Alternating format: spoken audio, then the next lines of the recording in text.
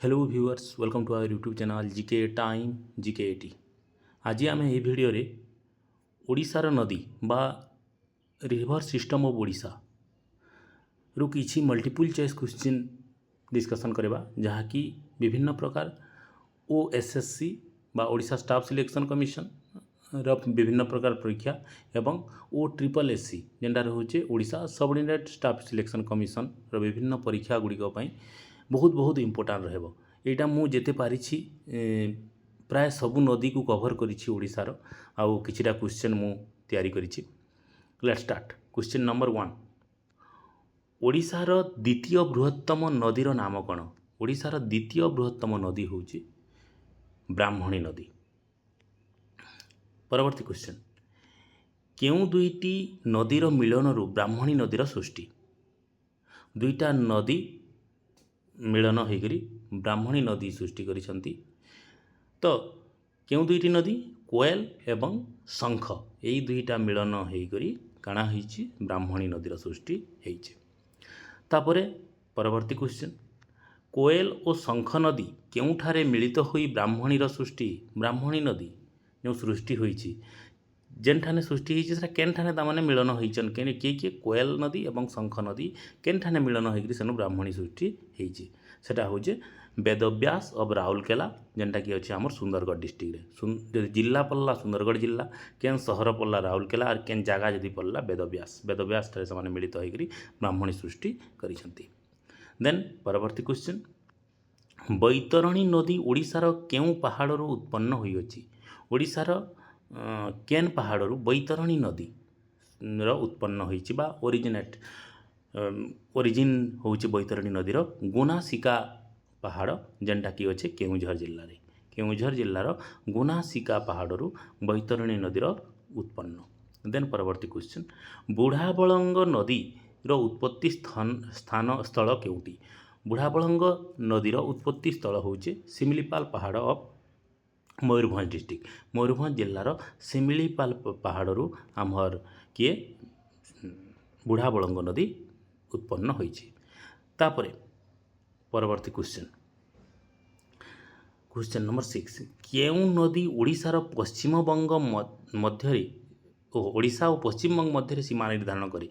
Waste Bengal और ओडिशार सीमा निर्धारण करुचे गोटे नदी, से नदी ना होचे सुवर्णरेखा नदी जेनटा कि ओडिशा आउ पश्चिमबंग मध्य सीमा निर्धारण करुचे। देन परवर्ती क्वेश्चन, ऋषिकुल्या नदीर उत्पत्ति केउठारु होइछि?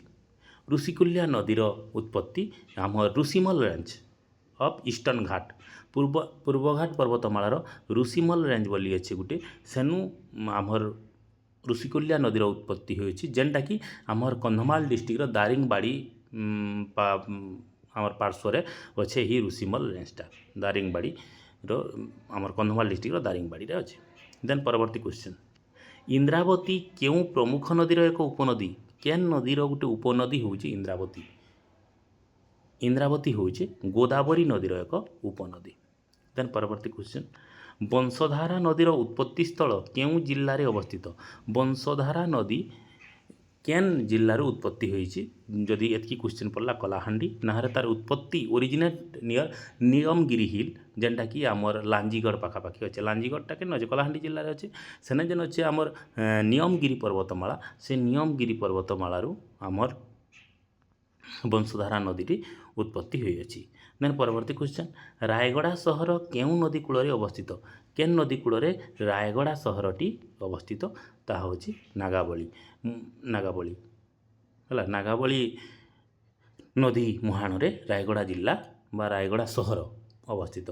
तो अंतिक विभिन्न प्रकार क्वेश्चन भी आई। सम्बलपुर केन नदी मुहाण रे अवस्थित आमर जेनता महानदी, सुवर्णपुर केन नदी मुहाण रे अवस्थित सेटा भी होउछि आमर महानदी, बौद्ध केन नदी मुहाण रे अवस्थित सेटा भी होउछि महानदी। इटा मन टिके आमर अंचल क्वेश्चन सेतेले मु नाई दी तमे माने निजे मान इटा मान नोट कर दबो। तापरे आम परवर्ती क्वेश्चन के जिमा।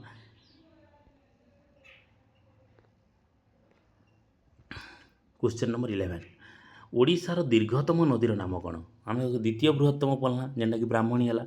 दीर्घतम नदी केनटा? महानदी होचे ओडिशार दीर्घतम नदी। देन परवर्ती क्वेश्चन, केउ नदी को ओडिशार दुख बोली कहा जाए? सोरो ऑफ ओडिशा ସ୍ୱର ଅଫ୍ ଓଡ଼ିଶା ହେଉଛି ମହାନଦୀ। ଓଡ଼ିଶାର ଦୁଃଖ ମହାନଦୀ ବୋଲି କୁହାଯାଏ। ଲାଇଫ୍ ଲାଇନ୍ ଅଫ୍ ଓଡ଼ିଶା ବି କୁହାଯାଇଛି କେନ୍ଟା ମହାନଦୀ ହେଲା। ତାପରେ ପରବର୍ତ୍ତୀ କ୍ୱେଶ୍ଚନ୍, ମହାନଦୀର ଉତ୍ପତ୍ତି କେଉଁ ପର୍ବତ ଶ୍ରେଣୀରୁ ହୋଇଅଛି? ମହାନଦୀର ଉତ୍ପତ୍ତି ଛତିଶଗଡ଼ର ଆମର ସିକୁଆ ହିଲ୍ ଯେଉଁ ଅଛି ସିହା ହିଲ୍ ସେଇଠାରୁ ଅଛି ହେଲା। ମହାନଦୀର ଉତ୍ପତ୍ତି ସିହା ପର୍ବତ ଛତିଶଗଡ଼ରୁ ଉତ୍ପତ୍ତି ହୋଇଅଛି। ଦେନ୍ ଓଡ଼ିଶାରେ ମହାନଦୀର ପ୍ରବାହ ଦୈର୍ଘ୍ୟ ପ୍ରାୟ କେତେ କିଲୋମିଟର? ଆମର ଓଡ଼ିଶାରେ କେତେ କିଲୋମିଟର ପ୍ରଭାବିତ ହେଉଛି କିଏ ମହାନଦୀଟା? ପାଖାପାଖି 494 କିଲୋମିଟର ଓଡ଼ିଶାରେ ପ୍ରବାହିତ ହେଉଅଛି ମହାନଦୀ ଏବଂ ସମୁଦାୟ ତାର ଲମ୍ବ ହେଉଛି 858 କିଲୋମିଟରରୁ 494 କିଲୋମିଟର ଖାଲି ବା ପାଖାପାଖି ମୋର୍ ଦେନ୍ ହାଫ୍ କେନେ ପ୍ରଭାବିତ ହେଉଛି ଓଡ଼ିଶାରେ ପ୍ରଭାବିତ ହେଉଛି କିଏ ଆମର ମହାନଦୀଟା। ଦେନ୍ ପରବର୍ତ୍ତୀ କ୍ୱେଶ୍ଚନ୍କେ ଆମେ ଯିମା, ବିଶ୍ୱର ସବୁଠାରୁ ଦୀର୍ଘତମ ବନ୍ଧ ହୀରାକୁଦ କେଉଁ ନଦୀ ଉପରେ ନିର୍ମିତ? କେନ୍ ନଦୀ ଉପରେ ଆମର ହୀରାକୁଦ ନଦୀ ବନ୍ଧ ଯୋଜନା କରାଯାଇଛି ସେଟା ବି ହେଉଛି ମହାନଦୀ। ଦେଖ ମହାନଦୀକେ ନେଇକରି କେତେଟା କ୍ୱେଶ୍ଚନ୍ ଆଇଲାନ। ମହାନଦୀ ଯେ ହୀରାକୁଦ ନଦୀ ବନ୍ଧ ଯୋଜନା ଏବଂ ଏହା ହେଉଛି ଆମର ସମ୍ବଲପୁର ହୀରାକୁଦ ଠାରେ ଅବସ୍ଥିତ ଏବଂ ସେ ଜାଗାର ନାଁ ହେଉଛି ହୀରାକୁଦ କେନ୍ ଠାରେ ଅଛେ ବୋଇଲେ ଏବଂ କେନ୍ ଜିଲ୍ଲାରେ ବୋଇଲେ ସମ୍ବଲପୁର ଜିଲ୍ଲାରେ ଲେଖବ। ତାପରେ ପରବର୍ତ୍ତୀ କ୍ୱେଶ୍ଚନ୍, ରାଉରକେଲା ଷ୍ଟିଲ୍ ପ୍ଲାଣ୍ଟ ପାଇଁ କେଉଁ ନଦୀ ମୁଖ୍ୟ ଜଳ ଉତ୍ସ ଭାବେ କାମ କରେ? ମୁଖ୍ୟ ଜଳ ଉତ୍ସ ଭାବେ କାମ କରେ ରାଉରକେଲା ଷ୍ଟିଲ୍ ପ୍ଲାଣ୍ଟ ପାଇଁ ବ୍ରାହ୍ମଣୀ ନଦୀଟି ହେଲା। ତାପରେ ଆମେ ପରବର୍ତ୍ତୀ କ୍ୱେଶ୍ଚନ୍କେ ଯିମା,